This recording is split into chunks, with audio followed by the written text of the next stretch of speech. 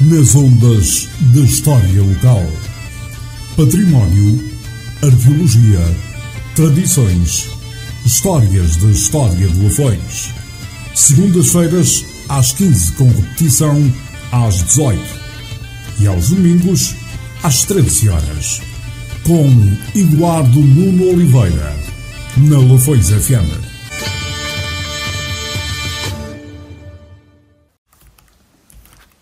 Usa dizer-se que a lenda é a poesia da história, cuidando tratar-se também ela de um património imaterial das populações, que de uma maneira mais ou menos imaginosa vai procurando uma explicação mítica para certos acontecimentos. Assim, trazemos aos nossos ouvintes uma das mais belas e representativas lendas do imaginário lafonense, a famosa lenda de Figueiredo das Donas. A localidade de Figueiredo das Donas pertence ao município de Vouzela, mas com uma situação geográfica e histórica muito próxima de São Pedro do Sul, com foros da antiguidade e com pergaminhos de grandes e fidalgas casas. A ela liga-se uma vetusta lenda, anterior mesmo à fundação de Portugal, e uma obra poética das mais antigas da nossa literatura musical, a Canção do Figueiral, que é atribuída a D. Goesto Ansures, o herói desta lenda. Na segunda metade do século VIII, a península vivia momentos de grande instabilidade, repartindo-se em pequenos reinos e senhores, uns cristãos, outros mouros, que se guerreavam entre si. Um destes senhores era Mauregato, filho bastardo de D. Afonso, o católico, com uma sua escrava moura. Esse Mauregato, cínico e ambicioso, quis usurpar o trono ao seu sobrinho, outro que também se chamava Afonso, filho do rei Fruela, procurando para isso aliar-se ao califa de Córdoba, Abd-el-Rahman, o mais feroz e corajoso dos reis maometanos. O malicioso califa deu seu apoio ao inescrupuloso Mauregato, sim senhor, mas impondo várias condições. E a mais cruel e humilhante era o pagamento de um tributo de 100 donzelas que, anualmente, Mauregato devia fornecer para os haréns do califa Abd-el-Rahman. Vencendo assim pela força das armas e com o apoio muçulmano, Mauregato, que vendeu o sobrinho Afonso para escravo, viu-se finalmente aclamado rei, mas ficou sempre conhecido como o homem mais infame e desprezível do seu tempo. Começa então a nossa lenda, no ano cristão de 783.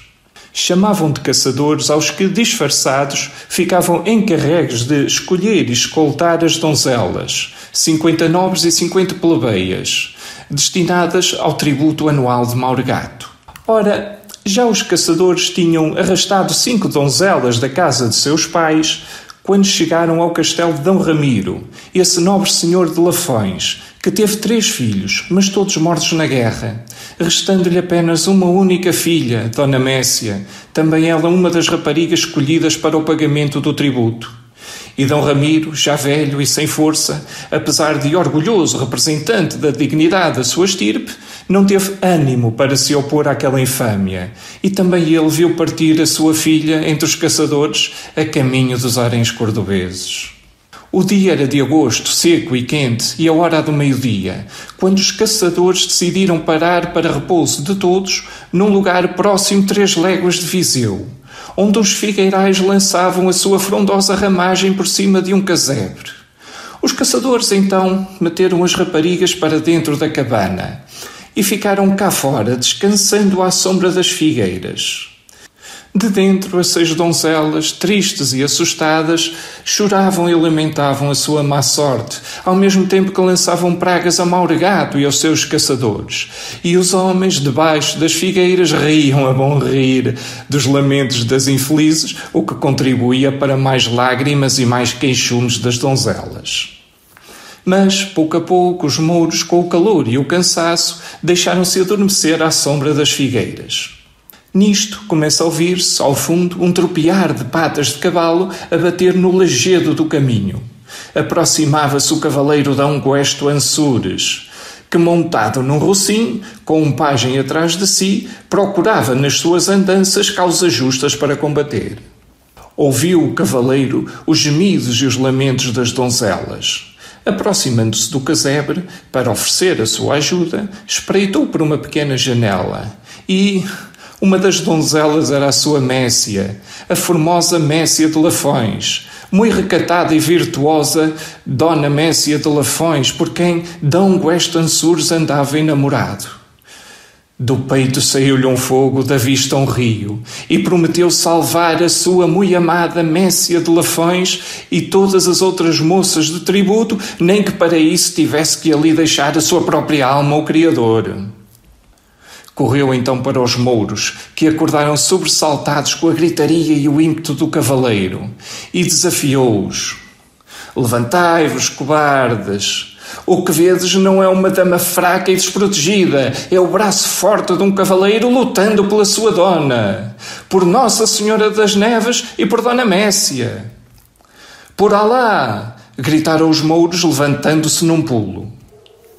Arremeteu com fúria D. Guesto Ansures, e em pouco tempo já uma série de caçadores jaziam pela terra, uns trepassados pela espada do cavaleiro, outros debaixo das patas do seu cavalo.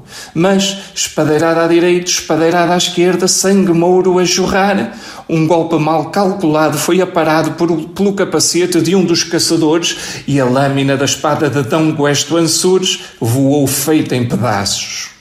O bravo cavaleiro, por momentos aturdido, olhou em redor e num relance esgalhou um ramo de uma das figueiras e com ele na mão bateu quanto pôde nos caçadores até que os matou a todos.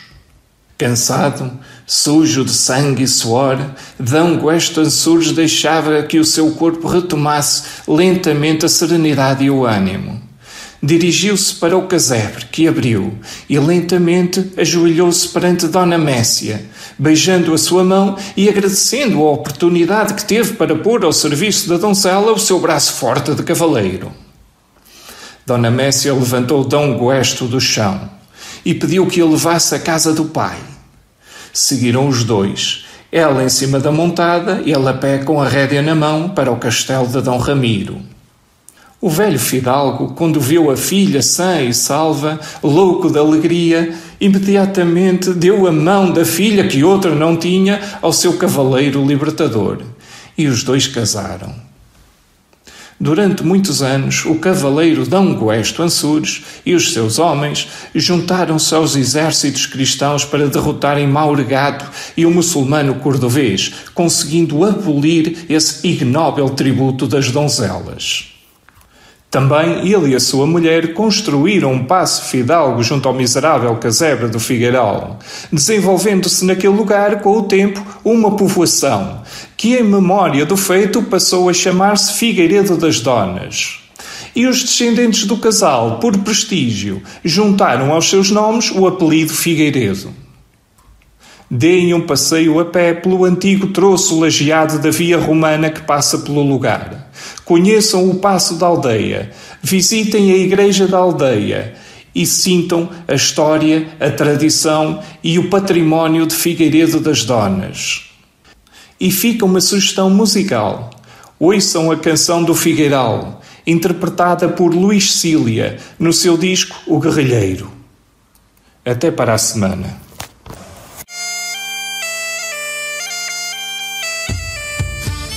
Nas ondas da história local.